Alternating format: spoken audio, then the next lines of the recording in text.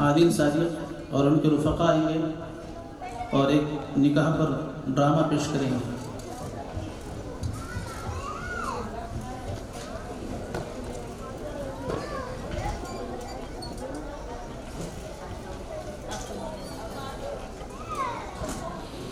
السلام علیکم ورحمۃ اللہ وبرکاتہ. وعلیکم السلام ورحمۃ اللہ وبرکاتہ. بھائی تم یہاں کہاں؟ میں بھی تم سے یہی سوال کرنے والا تھا کہ تم یہاں کیسے؟ یہاں تو صرف انہی لوگوں کو دعوت دی گئی ہے جن کی عنقریب شادی ہونے والی ہے. ماشاء اللہ، تو تم شادی کرنے والے ہو اور تم نے مجھے ایک بار بھی نہیں بتایا. نہیں یار، برا مت ماننا، دعوت دینے کا سلسلہ ابھی شروع نہیں ہوا ہے اور تم نے مجھے کب شادی کی دعوت دی؟ میرا بھی یہی حال ہے، میں نے بھی ابھی تک دعوت دینے کا سلسلہ شروع نہیں کیا ہے. اور ماشاء اللہ ہمارے شہر کے مولانا صاحب شادی کے 2 مہینے پہلے شادی کرنے والے دولہے حضرات کو جمع کرتے ہیں اور کچھ مشوروں سے ان کی رہنمائی فرماتے ہیں. ادھر دیکھو عبد الرحمن آ رہا ہے. یا اللہ، تعجب ہے یار کہ اس نے ابھی تک شادی نہیں کی. ہاں لگتا تو ایسا ہی ہے.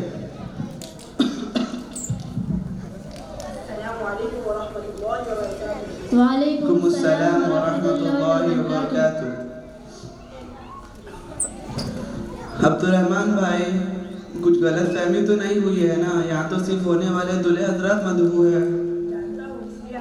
تم نے ابھی تک شادی نہیں کی، تب بھی تم ہم سے کافی بڑے ہو. یارو، شادی کا ارادہ تو بہت پہلے سے تھا، لیکن شادی کے اخراجات کا انتظام کرتے کرتے 6 سال ہو گئے اور لڑکی کی تلاش میں 2 سال لگ گئے. خدا کر کے وقت آیا ہے. آج کل شادی کے اخراجات کا انتظام کرنا یقیناً بہت بڑی آزمائش ہے. میں نے بھی بہت کوشش کی ہے مگر مجھ سے کچھ بن نہ پایا. بالآخر میں نے مختلف لوگوں سے کل ملا کر 6 لاکھ جمع کر لیے ہیں، تب جا کر میں شادی کے لیے تیار ہوا ہوں. اللہ تعالیٰ اس قرض کی ادائیگی کو مجھ پر آسان فرمائے.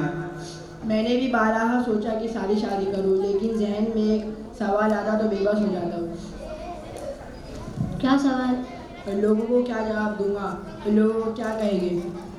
یہی تو مسئلہ ہے یار، ہم معاشرے کے نقش پر مجبور ہو جاتے ہیں.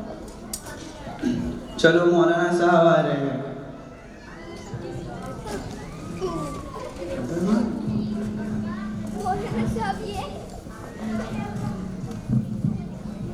السلام علیکم ورحمۃ اللہ وبرکاتہ. وعلیکم السلام ورحمۃ اللہ وبرکاتہ. سب خیریت سے ہو؟ الحمدللہ. ماشاء اللہ، دولہے حضرات کی ایک بڑی تعداد ہمارے یہاں پر تشریف لائی ہے. اللہ تعالیٰ آپ سب کو جزائے خیر عطا فرمائے. آمین. آج کل نکاح کی زندگی کے جو حالات ہیں ان کو دیکھتے ہوئے یہ ضرورت محسوس ہوئی کہ نکاح سے پہلے ہونے والے دولہے حضرات کی کچھ نصیحت کی جائے، ان کے سامنے کچھ باتیں پیش کی جائے. اللہ کی ذات سے امید ہے کہ ان باتوں کا ان کی زندگی پر بہتر اثر رہے گا.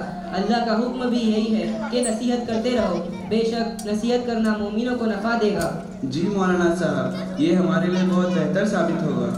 سب سے پہلی بات تو یہ ہے کہ مومن کا ہر عمل ثواب کا باعث بن سکتا ہے اگر اس نے اس کی صحیح نیت کی ہو. حدیث کا مفہوم ہے اعمال کا دار و مدار نیتوں پر ہے. نکاح ایک سنت عمل ہے. رسول اللہ صلی اللہ علیہ وسلم نے فرمایا نکاح میری سنت ہے.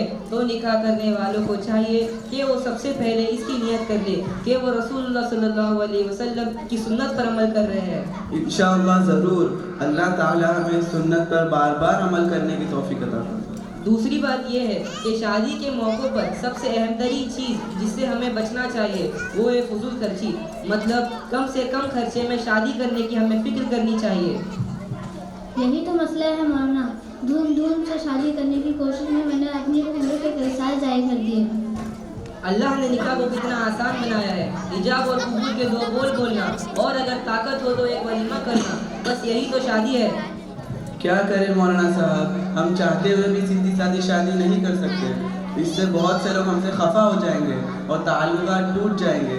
پرائے نہیں، اپنے ہی ہمیں تانا دیتے ہیں. کوئی کہتا ہے مچھلی کھانا تو شادی کی ریڑھ کی ہڈی ہے، یہاں ہماری ہڈی بس ایک اور یہ اس کا کیا. اور کوئی کہتا ہے ولیمہ ہو تو ایسا کہ سارا زمانہ یاد رکھے. یہاں اپنوں کی ان فرمائشوں کے آگے ہم اپنے ٹیکنے پر مجبور ہو جاتے ہیں. اگر اللہ تعالیٰ نے کسی کو مال و دولت سے نوازا ہو اور اگر وہ لوگوں کو خوب کھلانا پلانا چاہتا ہو تو وہ کسی اور موقع پر کھلائے. شادی کے لیے تو شریعت کے مطابق ایک ولیمہ بہت ہے. اللہ تعالیٰ قرآن مجید میں فرماتا ہے فضول خرچی کرنے والا شیطان کا دوست ہوتا ہے۔ رسول اللہ صلی اللہ علیہ وسلم نے فرمایا سب سے زیادہ برکت والا نکاح وہ ہے جس میں کم سے کم خرچ ہوا ہو۔ ہمیں تو اللہ کی رضا کے مطابق عمل کرنا ہے۔ ہو سکتا ہے کچھ لوگ اس سے ناراض ہو جائے، لیکن اگر اللہ راضی ہو تو وہ سارے لوگوں کو بہت جلد راضی کرا دے گا۔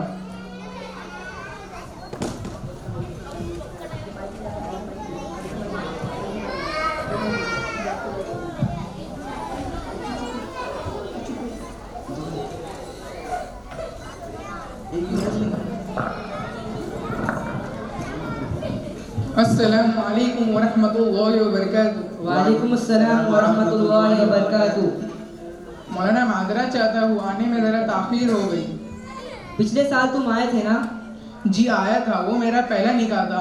اب الحمدللہ میرا دوسرا رشتہ بھی طے ہو گیا ہے۔ جناب اعلیٰ، تمہیں کوئی دوسرا کام نہیں کہ بس یہی کرتے رہو گے؟ کیا مولانا صاحب، دوسری شادی ہی تو کر رہا ہوں، کوئی غلط کام تھوڑی نہ کر رہا ہوں۔ اسلام میں تو 4 شادیاں جائز ہیں۔ جی ہاں، جائز ضرور ہے، لیکن اس کو نبھانا فرض ہے۔ ہر ایک کے حقوق ادا کرنا فرض ہے۔ کہیں ایسا نہ ہو جائے کہ کسی کی حق تلفی ہو جائے اور ہمیں اللہ کے دربار میں مجرم قرار دیا جائے۔ نہیں مولانا صاحب، میں ایسا نہیں کروں گا اور انشاءاللہ ہر ایک کا حق ادا کروں گا۔ بس میں نے دیکھا کہ ایک بیوہ ہے اور اپنی زندگی میں پریشان ہے۔ میں نے اپنی محترمہ سے مشورہ کیا، اللہ میری اہلیہ کو جزائے خیر دے۔ ان کا جواب تھا کہ اگر مقدر کی روزی مل کر رہے گی، اگر اللہ تمہیں کسی کی زندگی کا سہارا بنانا چاہتا ہے تو میں اس میں رکاوٹ نہیں بننا چاہتی۔ پھر کیا تھا، میرا دوسرا رشتہ بھی طے ہو گیا اور الحمدللہ مجھے کسی قسم کی مالی پریشانی پیش نہیں آئی۔ اللہ نے مجھے خوب برکت سے نوازا۔ چلیے تشریف رکھیے۔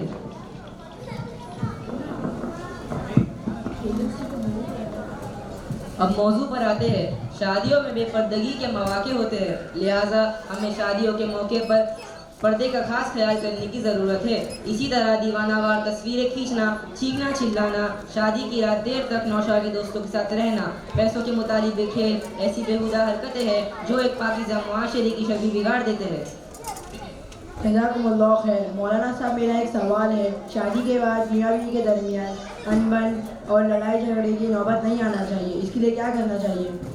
آپ نے بہت اچھا سوال کیا۔ جب میاں بیوی ایک دوسرے کی تکلیف کو سمجھنے لگے اور ایک دوسرے کے دکھ درد کے ساتھی بنے اور ایک دوسرے سے ہونے والی غلطیوں اور کوتاہیوں کو معاف کرتے رہے تو پھر ان کی زندگی ایک مثالی زندگی بنے گی۔ یہ سب اسی وقت ہو سکتا ہے جب ان کے اندر دینی مزاج پیدا ہو اور اللہ اور اس کے رسول صلی اللہ علیہ وسلم کی سنت اور تعلیمات پر عمل کرنے کا جذبہ پیدا ہو۔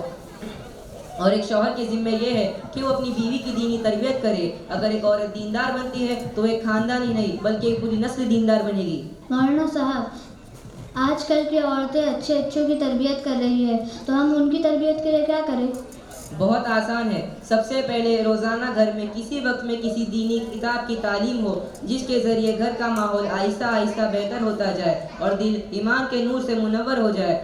آج کل عورتوں میں جو دین بیزاری کے معاملے ہیں، بچوں اور بچیوں میں جو بے شرمی کے واقعات سننے اور دیکھنے میں آ رہے ہیں، وہ سب گھر کے مرد حضرات کا غفلت کا نتیجہ ہے۔ اللہ تعالیٰ قرآن مجید میں فرماتا ہے، اے ایمان والو، اپنے آپ کو اور اپنے گھر والوں کو بچاؤ جہنم کی آگ سے۔ اگر ہم نے اس سلسلے میں ذرا سی بھی غلطی کری تو لمحوں نے خطا کی تھی، صدیوں نے سزا پائی کا مصداق بن جائے گا۔ تو ہم امید کرتے ہیں کہ آپ حضرات نے ان باتوں کو غور سے سنا ہے۔ اللہ تعالیٰ آپ سب کو جزائے خیر عطا فرمائے اور آپ کو اچھی زندگی عطا فرمائے۔ جزاک اللہ مولانا صاحب، ہم ان باتوں کا ضرور خیال رکھیں گے اور ان پر ضرور عمل کریں گے۔ چلیے تو پھر ہم اسی پر اپنی محفل برخاست کرتے ہیں۔ جزاکم اللہ خیر۔ السلام علیکم ورحمۃ اللہ